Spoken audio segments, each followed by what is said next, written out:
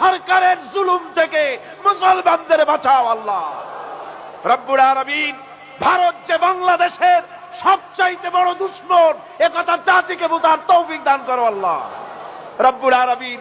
তুমি মেহেরবানি করে বাংলাদেশকে হেফাজত করো, বাংলার মুসলমানদেরকে হেফাজত করো। এখানে হিন্দু, খ্রিস্টান, বৌদ্ধ, চাকমা, উপজাতীয় যত রকমের মানুষ বাস করে, সকলকে সাম্প্রদায়িক মহব্বত নিয়ে, সম্প্রীতি নিয়ে, ভালোবাসা নিয়ে বসবাস করার তৌফিক দান করে দাও আল্লাহ। আয় আল্লাহ পাক, সিরাতের মাহফিল অনেকেই দোয়া চেয়েছে, কারো মায়ের জন্য, বাপের জন্য, রোগের জন্য দোয়া চেয়েছে। আল্লাহ যে যে ব্যাপারে দোয়া চেয়েছে তুমি প্রত্যেকের দোয়া কবুল করো আল্লাহ, প্রত্যেকের নেক নিয়ত কবুল করো আল্লাহ।